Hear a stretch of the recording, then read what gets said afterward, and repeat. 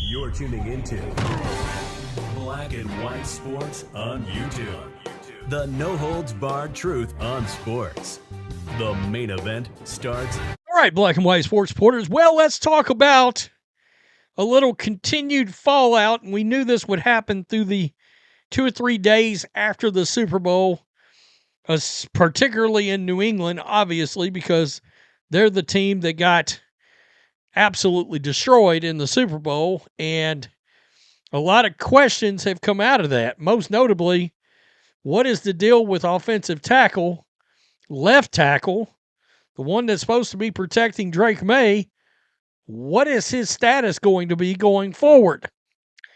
And Mike Vrabel has now answered that question. We also found out Will Campbell, who had actually statistically, based on certain statistics, he had the worst game of the year by any offensive lineman, period, of the entire season, and it happened in the Super Bowl. I made a video yesterday, I said he looked small to me. Against that Seattle defensive front, he actually looked kind of tiny. And his arms I swear, they did look short. And many Patriot fans are like, hey, you should just bite the bullet and move him to guard. Well, if you're hoping for that, that's not going to happen. And we'll get to Mark Schlereth in a minute, good old Stink, absolutely crushing Josh McDaniels I thought it was Josh McDaniels' worst game called, at least worst high-profile game I've ever seen him call. I just didn't feel like there were adjustments made there. You get the point. I believe it might have been Mike Reese that asked Mike Vrabel this question. Guard or center or tight end or anywhere else. So, play left tackle, you sign up to play corner, you sign up to play quarterback, you sign up to be the head coach. You get judged, you get scrutinized. Will's 22 years old, he's our left tackle. He'll get better, he'll get stronger. Moments where he played well, moments where he blocked the guy. There's plays he'd like to have back. We're not moving Will to guard or to center or to tight end or anywhere else. So, I don't know what to tell you. Okay.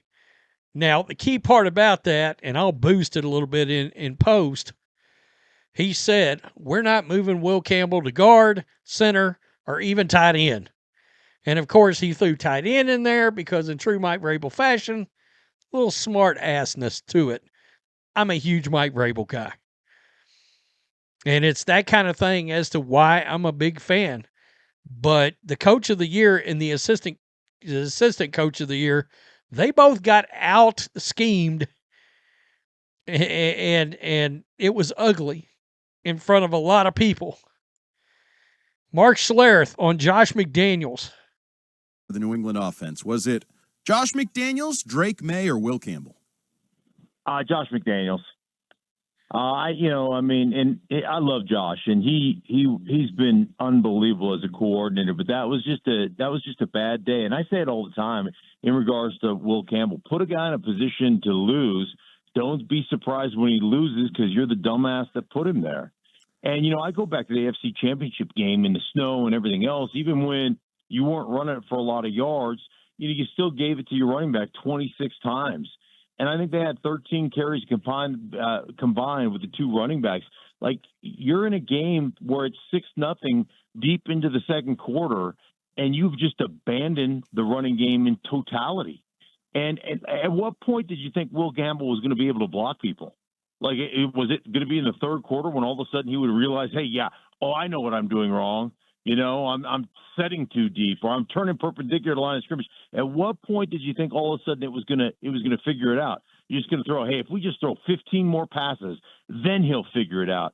That wasn't gonna be the case. And I say it all the time, as a just as a coordinator, as a play caller, you're responsible for protection. We always just point to the offensive line and go, well, they suck. Well, no, your play calling sucked, because you put guys in a position to fail. And it never felt like you ever adjusted that. And that would and I'm going to stop it right there, but he didn't adjust it. I expected the Patriots to come out and look different in the second half. By the way, something that would have happened if Bill Belichick was still the coach. All right, and I'm not saying that, but I'm just saying we've always seen Bill Belichick be able to come out of a half, especially in a big game, and things just look different. Whether it's him directing mandates or whatever, it did not happen in this game. So, as we pivot off Josh McDaniels' disaster, Drake Maye evidently will not have to have shoulder surgery. And you may be like, what? Has everybody found out after the fact the supposedly shoulder that's good was not good at all? And he had taken an injection before the Super Bowl into the shoulder. The only thing I can speculate, and I heard it earlier today, was he may have an AC joint issue. Yeah, it takes a while to heal, and boy, it is. I can't imagine trying to throw a foot. I've gotten that injury, and I've tried to throw a baseball. I can only imagine trying to throw a football. I think it took me to get absolutely 100% healthy, it took me like 8 or 10 weeks. A long time, and it's painful. It's a painful injury. Patriots quarterback Drake Maye was dealing with a right shoulder issue for the Super Bowl, having revealed he received a pain-killing injection in it for the game. A lot of people are asking, as I brought up yesterday, how come people betting on the game did not know that happened?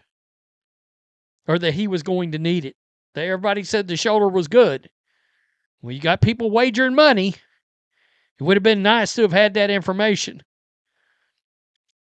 But this is apparently not an issue that will linger much longer. Via multiple reporters, Maye said in his Tuesday morning press conference that he does not need off-season surgery and that his shoulder should heal with rest. And look, we know he was not good. And we knew something was off when there were a couple of blatant passes that were just like, where are you throwing that ball to? And where an AC joint or a shoulder issue is gonna show itself, it's in those deeper balls. Like Austin Hooper snuck out, was wide ass open. Drake missed him by a mile. There was another pass later in the game that he had a guy open, and he completely blew it. And then he had that puzzling interception that was a nightmare. There's lingering questions coming out of this. I'm a big Josh McDaniels fan, but I do get concerned about one thing. Is it possible Josh McDaniels' offense is a bit antiquated? All right? That it's not quite as, we've seen what Clint Kubiak's offense looks like all year. Shanahan continues to make it look fresh. So does Sean McVay. Ben Johnson especially. Doesn't it feel like those offenses are just a notch ahead of Josh McDaniels? I don't know that I would have said that before the Super Bowl, but he looked like he had no answers whatsoever. I guess Will Campbell's not switching. Let's put it that way. At least I would keep this in mind. He was a 4th overall pick in the draft last year. I've seen that Patriots schedule. Woof. That schedule for next year, I went through the schedule. That's a 9-8 or 10-7 kind of schedule for the Patriots. It's brutal. It is brutal. I think I counted 6 or 7 losses on the road. The only 2 wins on the road for sure that I could mark down was Jets, Dolphins. And the Dolphins kind of been a toss-up over the years in Miami. The rest of them, they all look like losses to me. And then there's some coin flips at home. So they better figure something out. My issue would be you've got a young quarterback, a good young quarterback. If Will Campbell is not the guy, do you really want to wait till 8 or 9 games into next season? Maybe they'll try to sign a decent backup left tackle, but that's easier said than done. Tell me what you think. Peace. I'm out. Till next time. Thanks for watching the show. Be sure to like, comment, and subscribe. Be sure to tune in next time on Black and White Sports.